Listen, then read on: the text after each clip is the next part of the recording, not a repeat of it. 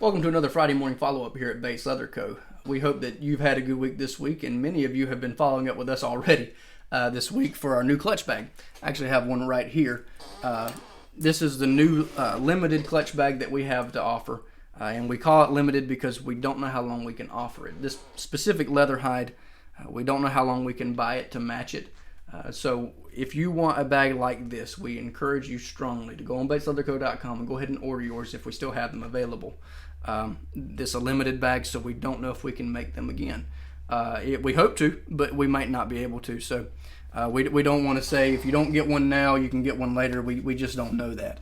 So if you want one, go ahead and order yours at BatesLeatherCo.com now. This week for the Friday morning follow-up, I thought it'd be appropriate to do it in front of this specific machine that we have. Every leather company has something unique about them. They have something that not every leather company has, and whether it's a machine that they have or a product that they have. One of the machines that makes us unique is this machine that I'm sitting in front of now. Now, if you sew, you may be able to look at this and tell it doesn't look like your typical sewing machine. To some of you, maybe it does look like just normal sewing machine. If you're going to buy a sewing machine to sew cloth or even sew leather, this is not the type of machine that you would want to buy because it's called a post machine. And it's called a post machine because of this large post that sits right here in the middle. And that post is used to sew in difficult areas, in areas that you wouldn't be able to on a flat surface. Specifically, post machines are used to sew shoes or to sew hats, which is what we use them for. If you pop in on us anytime throughout the week, you'll most likely find me sitting right here, especially this week. I'm normally here from around 10 to 4, and I am working on sewing hats. We actually sew hats for different companies and different people in the area. They have the patch made, and they bring us the hat, and we sew it together. And one of the things that's one of the things that makes us stand out as a leather company. One of the ways that we've actually gotten business as a leather company is people take their hats to other leather companies and they say, unfortunately, we can't sew these for you. We don't have the machines to do it. You'd have to go to Bates Leather Co. So that's one of the things that we actually offer at our leather company. And if you would like to start doing your own hats or anything like that, reach out to us and we'd be happy to see if we can help you in any way. Going off of that unique aspect, I said last week, and hopefully I don't sound like a broken record, that we're a Christian company. But what does that mean? And I often wonder how people would have identified in Antioch. The people that call themselves Christians today, would they call themselves Christians in Antioch?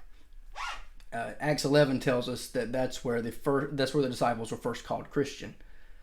I've even heard someone say from the pulpit, Antioch was probably a pretty good place for Christians to be, and I would argue that historically that is not the case.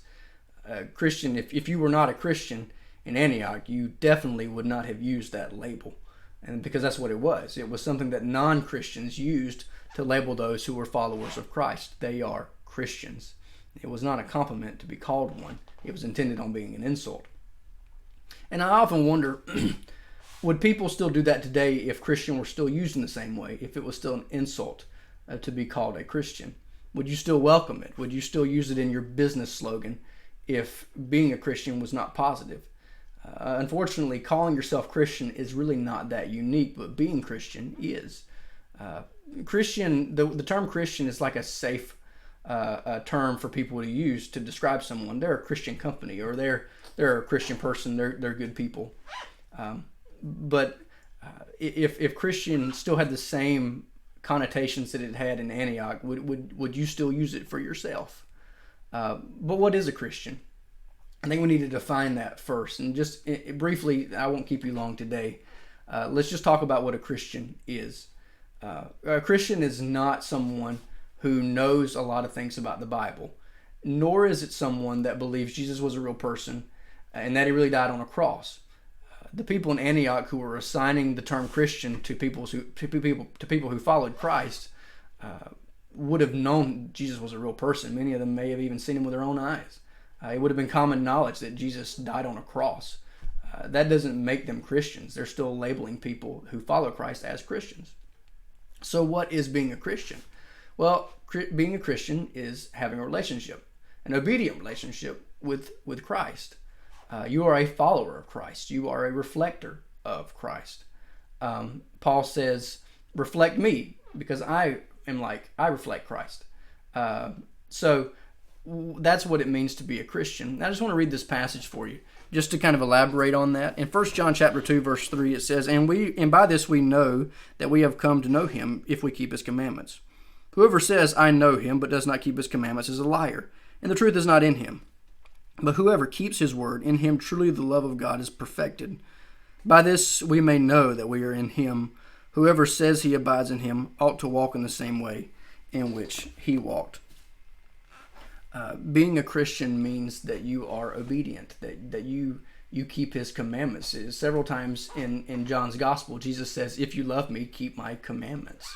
That doesn't mean that we never sin anymore. Like I said, Paul said, reflect me as I reflect Christ. And yet Paul says that he was chief of sinners. But notice the wording there. Christians struggle with sin.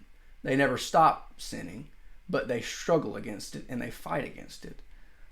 Someone who does not hate their sin and claims to be a Christian, I would say, does not know him. And John would say the same thing in 1 John. A Christian is not somebody who doesn't sin anymore, but somebody who, when they do sin, they hate it. They hate their sin. They want to reflect Christ. They want to have an obedient relationship with him. My question to you as we conclude our Friday morning follow-up is, can you affirm that with us? Do you know him? If Christian were still the same negative label that it were in Antioch, and that it was in Antioch, would you still welcome the label for yourself? Is Christian a term that you use to safely define yourself, or is it something that actually defines your life? I hope that you can affirm that with us. I hope that you do know him. And if you don't know him, I hope that you would come to know him. I hope that you would accept his free gift of salvation, that you would receive his atonement, and that you would receive his forgiveness for your sins, and that you would walk in obedience and in faith with us and with Christ. That concludes this week's Friday morning follow-up. We hope to see you next week for our next Friday morning follow-up.